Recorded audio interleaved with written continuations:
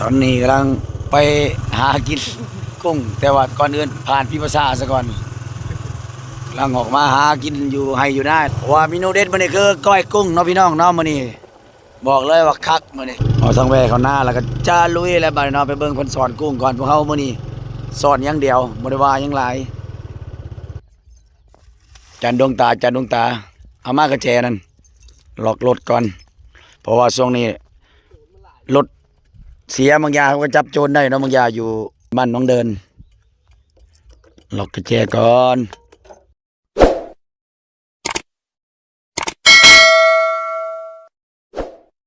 ทักทายสบายดีเนาะ FC เนาะเอาสำหรับมื้อนี้ก็ได้มาลินเนาะลินอยู่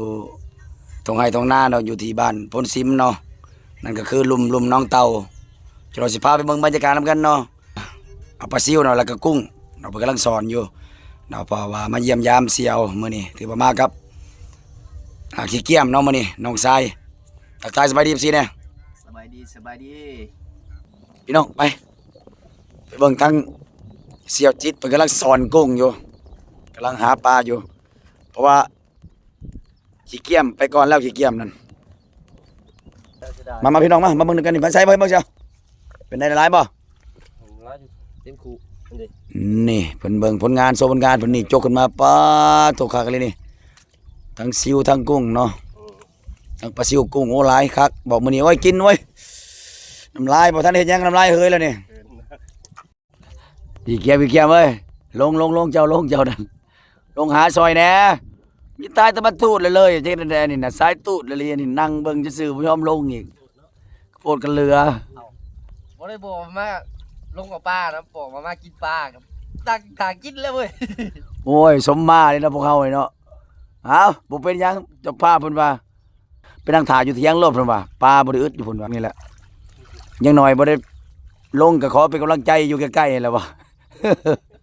นี่ก็เป็นเอื้อยเพิ่นเนาะเพิ่นสอนมาแล้วกุ้งเพิ่นกำลังเลือกกุ้งอยู่เดี๋ยวนี้เอาเบิ่งกันเนาะพี่น้องปลาทุนนี่กำลังเลือกอยู่บอกเลยมื้อนี้คักเนาะก้อยกุ้งนี่ปลาก็มีเนาะปลารสปลายังโอ้คักเลยนี่คุณปลาคอน้อยเพิ่นจับได้คักเลยปลาเข็งปลารสปลาหลาดปลาคอโอ้คัก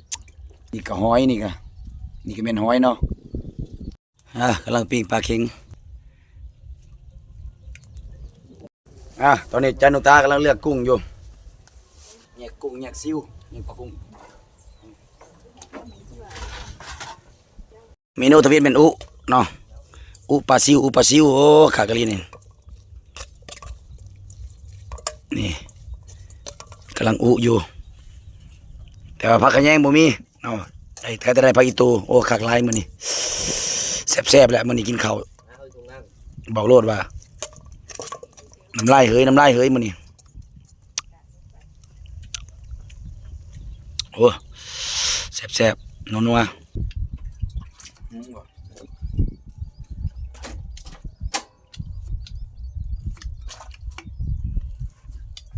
กำลังเลือกกุ้งกำลังสิก้อยป่ะนี่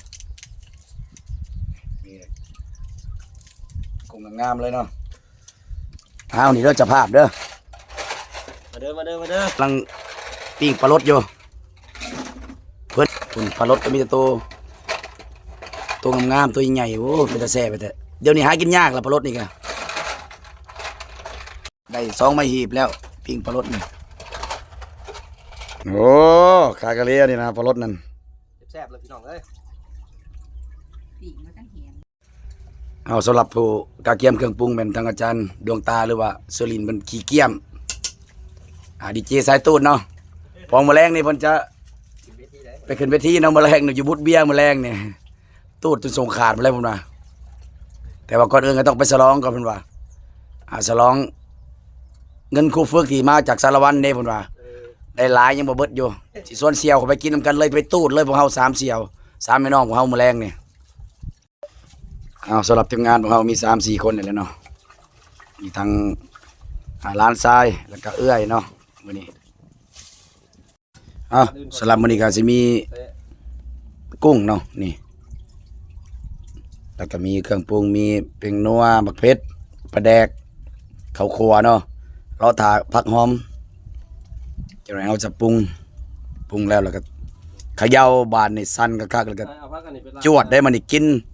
พักอันนี้ แซ่บๆมื้อนี้ พักหอมปีเอาหอมก่อน โดนแล้วบ่ได้กินเนาะก้อยกุ้งโอ้อึ้งอะไร คือเก่าพี่น้อง อึ้งเฮิงเติบเลย เอาไปล้าง ถือว่ามื้อนี้เสียดเมนูแซ่บๆแล้วมื้อนี้ น้ำห้องอยู่แล้วมัน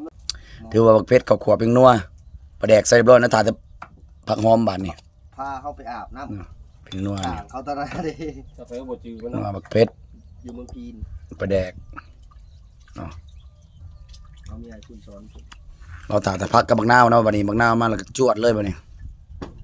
จักมุ่งเขาว่าเลย